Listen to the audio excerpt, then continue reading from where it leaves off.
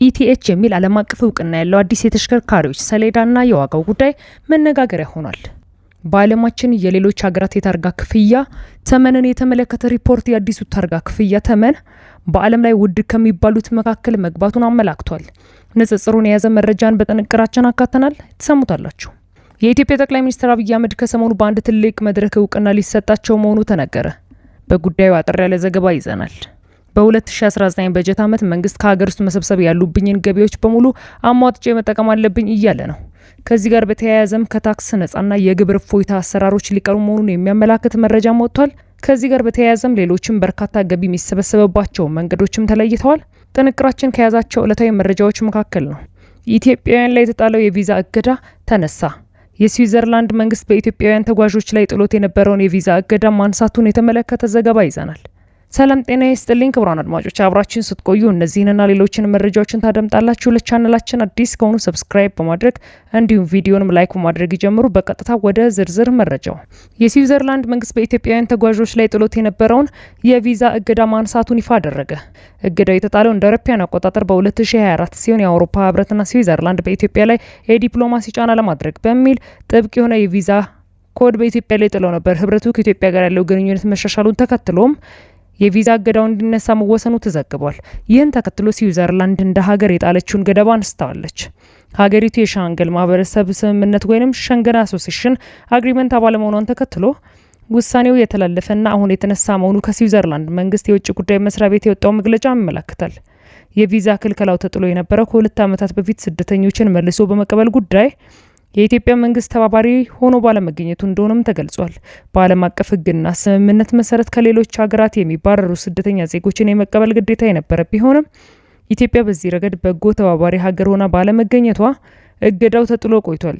የስደተኞችን መረጃ ማጥራትና መስጠት፣ አስቸኳይ ጉዞዎችን ማመቻቸትና በመሰል ተግባራት ላይ ኢትዮጵያ ታደርግ የነበረው ትብብር በቂ ባለመሆኑ ተገምግሞ እገዳው ተጥሎ የነበረ ቢሆንም አሁን ህብረቱ ሂደቱን ገምግሞ መሻሻሎች በመታየታቸው እገዳው መነሳቱን መረጃው አብራርቷል። አሁን ላይ ወደ ስዊዘርላንድ ለመጓዝ የሚያመላክቱ ኢትዮጵያውያን ተጓዦች በእገዳው ምክንያት ተጥሎ የነበረው 45 ቀናት የቪዛ ማረጋገጫ መጠበቂያ ጊዜ አሁን ወደ መደበኛ 15 ቀናት የሚወርድላቸውም ሲሆን የጉዞ ታሪካቸው ብቁ ለሆኑት ደግሞ ለዓመታት የሚያገለግል የብዙ ጊዜ መግቢያ ወይም መልቲፕል ኢንትሪ ቪዛ ማግኘት የሚችሉ መሆኑን ተገልጿል። በተጨማሪም ጊዜ ማመልከቻ ክፍያ ቅጣት ተነስቶ የቪዛ ፎርም ክፍያ ከ120 ዩሮ ወደ ነበረበት 80 ዩሮ እንደሚወርድም መረጃው ያሳያል። ይህ በእንዲህ እንዳለ ኢቲኤች የሚል ዓለም አቀፍ እውቅና ያለው አዲስ የተሽከርካሪዎች ሰሌዳና የዋጋው ጉዳይ መነጋገሪያ ሆኗል። እስከ 56,000 ብር ድረስ ዋጋ የወጣለት ይህ ታርጋ ከአሁኑ በአሽከርካሪዎችና በመኪና ባለቤቶች ዘንድ ዋጋው እየተተቸ ይገኛል። በርካቶች በጉዳዩ ላይ በማህበራዊ ሚዲያና እንደ ሬዲዮ ባሉ መደበኛ ፕሮግራሞች ላይ የቀረቡ ቅሬታ እያሰሙ ነው። አዲስ ኢንሳይት የተሰኘው ሚዲያ በሰራው ዘገባ ደግሞ የአዲሱ ታርጋ ክፍያ ተመን በዓለም ላይ ውድ ከሚባሉት መካከል መግባቱን አመላክቷል።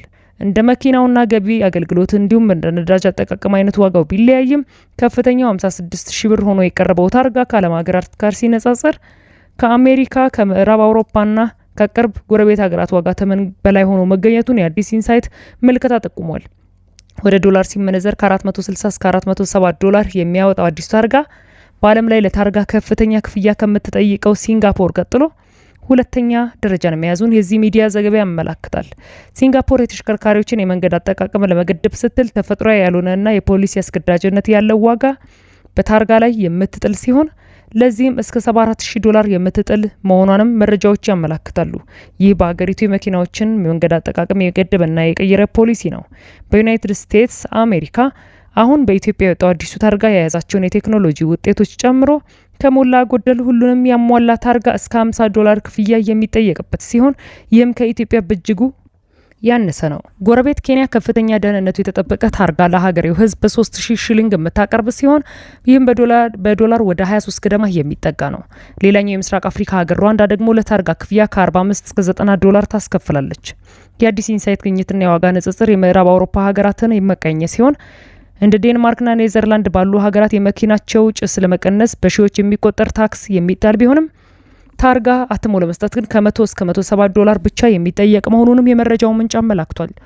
ታዲያ ከፍተኛ አዲሱ ታርጋ ዋጋ ተመን ከሲንጋፖር ቀጥሎ በዓለም ላይ ውዱ ስለመሆኑ የአዲስ ኢንሳይት የመረጃ ግምገማና የዋጋ ንጽጽር አሳይቷል። ኢትዮጵያ ቀድማ የምትገለገልበት ኢቲ የሚለው መለያ ቃል በዓለም አቀፍ በይነ መንገድ ትራፊክ ስምምነት ተቀባይነት ያልነበረው ሲሆን ለዚህ የነበረው ምክንያት ግብጽ ቀድማ አስመዝግባ ኢቲን መለያ አድርጋ ስትጠቀምበትም ስለነበር ነው። አሁን ላይ ኢቲኤች የሚሉ 3 ቃላትን የያዘው መለያ ግን በዓለም አቀፍ የቬና ስምምነት ተቀባይነት ያለው ነው። ባለስልጣን ለታርጋ ዋጋ የሚሰጠው ማብራሪያ ታርጋው ዓለም አቀፍ መሆኑን፣ የደህንነት መከታተያ ቴክኖሎጂ ግብአቶችን መያዙን፣ ከመኪናው እድሜ እኩል የሚያገለግልና ቋሚ ማይቀየር መሆኑም ነው። በተጨማሪም ለዘረፋ ለማጭበርበርና ለወንጀል እንዳይመች ሆኖ መሰራቱን እንዲሁም ክፍያው የአንድ ጊዜ ብቻ መሆኑን እንደ መከራከሪያ አቅርበዋል።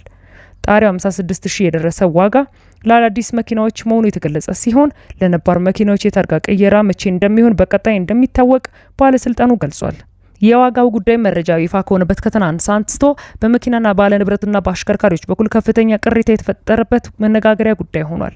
በርካታ ቅሬታዎችም ተሰምተዋል። ኢቲኤፍኤም ሬዲዮ ጣቢያ በርካታ አሽከርካሪዎችን ያናገረም ሲሆን አዲስ የተሽከርካሪ ሰሌዳ ዋጋ ጫና ውስጥ ያለውን የኢትዮጵያውያን ኑሮ ይበልጥ ያከብደዋል ሲሉም ባለሀብቶች ቅሬታ አቅርበዋል።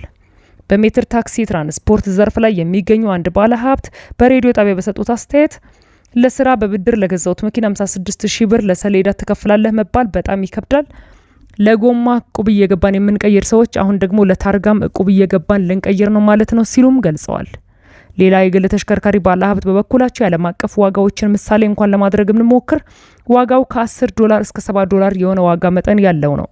በኢትዮጵያ ለሰሌዳ ዋጋ መወደድ ምክንያት ሆኖ እየቀረበ ያለው የሰሌዳው ቴክኖሎጂ ከሆነ አቅማችንን ያላገናዘበ ቴክኖሎጂ የኛ መሆን አይገባውም ሲሉም ተደምጠዋል። ሌላ አስተያየት ሰጪ ደግሞ ድህነታችንን ለማሳበብ ሳይሆን እንደ ህዝብ ኪሳችን ባዶ ነው፣ ነዳጅ ለመሙላት እያለቀሰና እየለመነ ባለ አሽከርካሪ ላይ እንደዚህ አይነት ጫና መቀመጡ የታሰበበት ነው ብዬ አላስብም ሲሉም ቅሬታቸውን አሰምተዋል።